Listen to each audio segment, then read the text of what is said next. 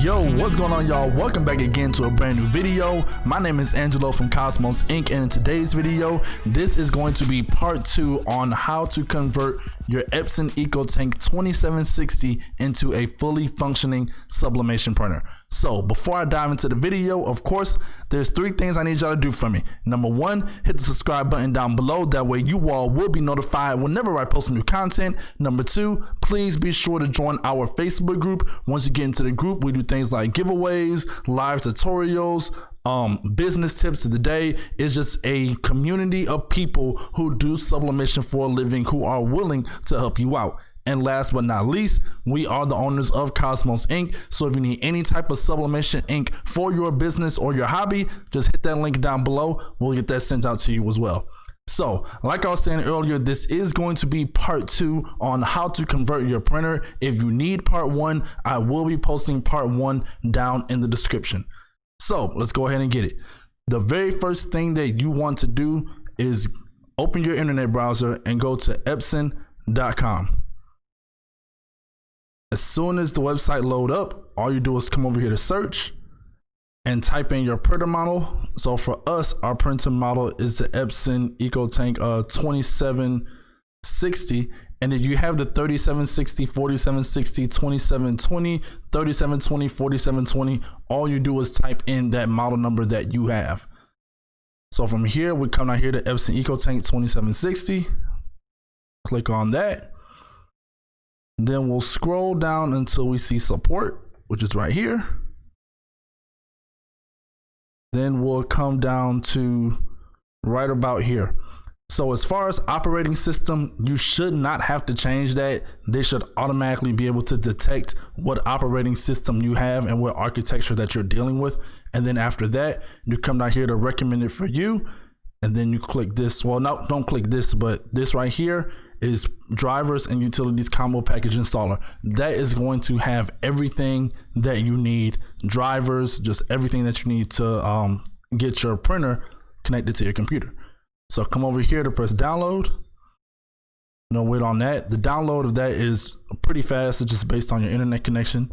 Once you have that downloaded, you can either come down here and click it, or you can open up your folder and go to your downloads, and it should be in your download folder, like right there. So from here, just click on this, and then it'll go ahead and start the initialization process. So it says, do you want to allow this app to make changes to your device? We click yes. And it says this file contains the installer to obtain everything you need for your Epson EcoTank 2760. We'll press OK. And then it go ahead and starts the installation process. So from here, you will press accept.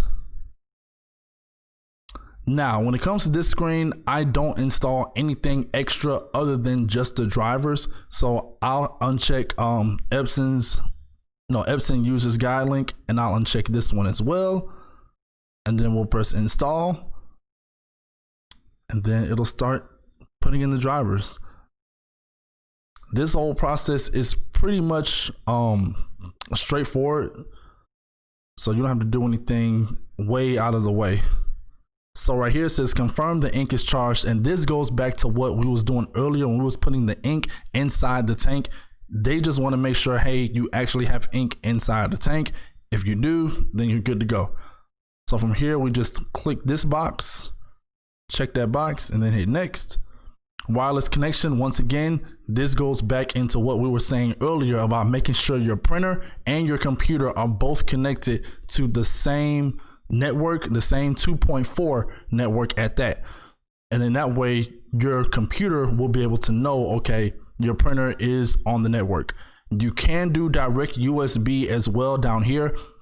To me personally, that's better because it's a hardwired connection. So if your internet ever goes out or you're having issues or anything like that, you won't have to worry about it because it's a straight wire connection. But if you have a bigger workshop, your printer is on one side of the room, your computer is on the other side of the room, and that's how you like it set up, then you definitely want to go with wireless connection. So once we have this box checked, we just click next.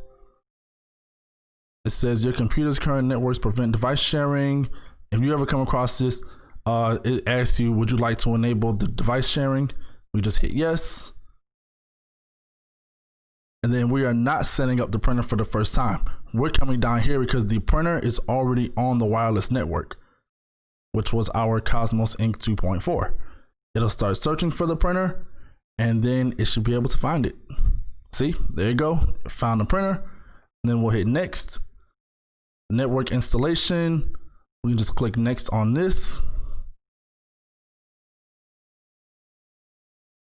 And there you go. So now it's searching for the printer.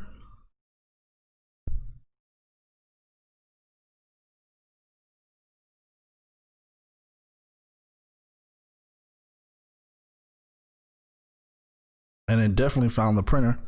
So we can hit print test page. And if you see another screen where it has the MAC ID number, it has all these different numbers, just click on that one and then go to next. If you see multiple printers that are on that list, my best suggestion is to go and unplug those other printers and then hit the refresh button right next to it, and then it'll refresh that list and it'll be able to find it again. So from here, it's already printing everything out. So now we're gonna go to next. And if you heard that noise in the background, that's the printer going. So now it's checking for updated firmware. We won't have to worry about this to the side either. It's just a printer mismatch between paper types and sizes. We're good on that. And from here, it'll try to walk you through the Epson product registration. Honestly, we don't have to do that either. You can if you want, but for the sake of time in this video, we're not gonna do it. We're just gonna hit exit registration. And you have these two things. I don't do anything extra. I print directly from the computer, so we can uncheck those and hit skip. And now it says your software installation and printer setup are complete. So after that, we'll hit finish. So from here, what we want to do next is we want to change the name of the printer. Because since we're doing sublimation or just custom printing period, no matter what type of ink or anything that you're using, you may have multiple printers on your network. And sometimes it'll get confusing just trying to figure out if the printer you are trying to print from is either your sublimation printer, your pigment ink printer, or just any other various printer that you may have. So what I like to do is I'll click on the printer right here. I'll come down to manage. I'll come over to printer properties.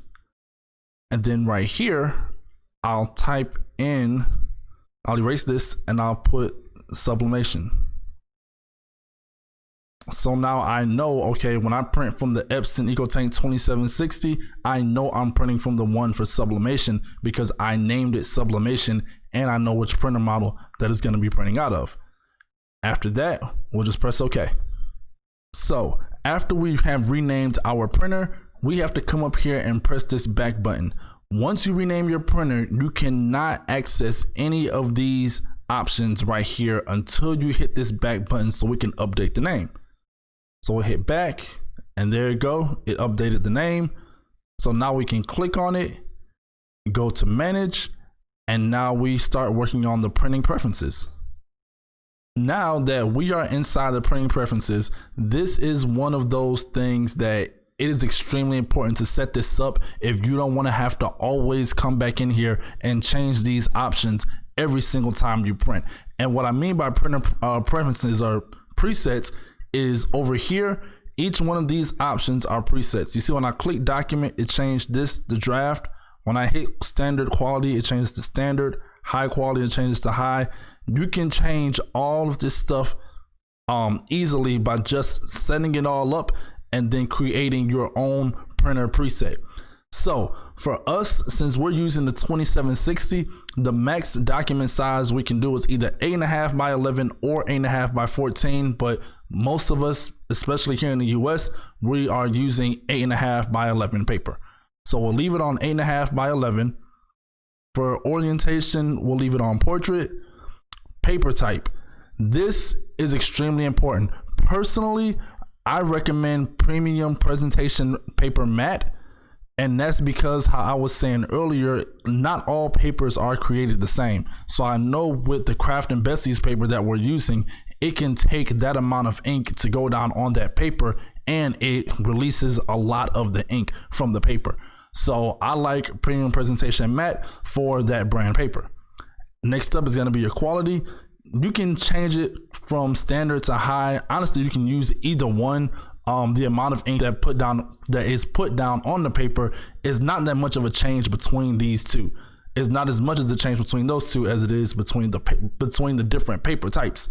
So for quality, I'm gonna just change it to high. And then for color, we can leave it on color. Two-sided printing, we don't do that in sublimation. After that, everything else is pretty much good on this page. Next up is more options. On here, same thing. We can leave this at 8.5 by 11. Leave the output paper the same as document size. We don't have to touch that. Color correction. We're gonna come to custom and then go to advanced.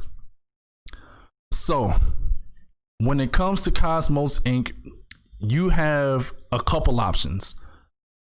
Your very first option is you can go with right here, ICM.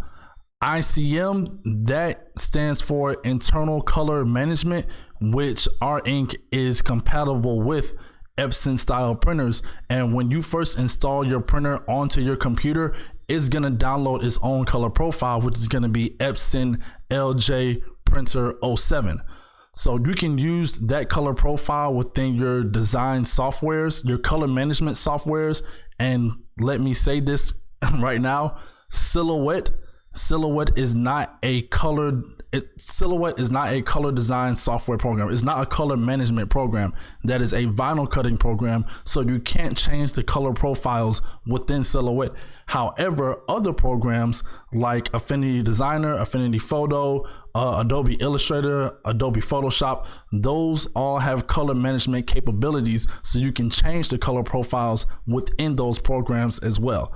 But since we're talking about not really changing it just yet for, the couple parts I said, this part, if you don't want to change it, you can honestly just put this at ICM. However, if you do want to use the Cosmos ink color profile, I recommend you do that within your color design software, within your color management software, which is going to be your Photoshop, Illustrator, Designer, Affinity Photo, things of that nature that will allow you to change that color profile within the software. So for now, we can just leave this at ICM. And when we get to that part to where we want to change the color profile because the color profile may not be coming out the way we want it to, then we can, go from there. So this is your first option, is ICM. And you hit OK. After that, we turn off high speed and we turn on mirror image. When you turn on mirror image, now you won't have to mirror your image every single time in your design software. So we'll just leave it on mirror image and then we'll run right back through it. We're gonna double check everything. So document size is right, paper size, Premium Presentation Matte, quality, high. Everything looks good on this page. Go to more options. 8.5 by 11, color correction, custom, advanced, ICM, that's right. Mirror image. So from here, we click right here to add preset, and we're gonna call it, I like to call this one the paper type that I'm using, Craft and Besties. And then I like to say the size of the paper, which is 8.5 by 11. And then I like to name it the paper quality, the paper level that I'm printing at, which is Premium Presentation Matte, which is the same thing as Prem Matte on your actual screen that's on the printer. So now that we have that done, we can hit save and we can hit close.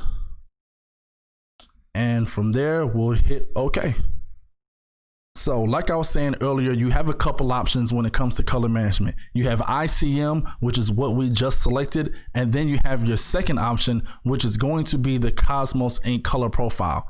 Like I said, it's not necessary. However, we did develop this color profile because we had people that wanted access to a color profile that comes along with our inks. So when you buy our sublimation ink, it will automatically come with a digital download sent to your email that will have our color profile in that email, and it'll have instructions in that email as well.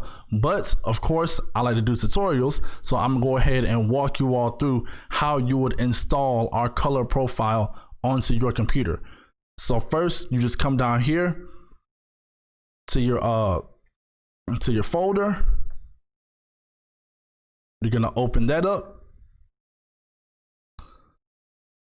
From here, you're gonna go to downloads, and there we go. We have our color profile right here.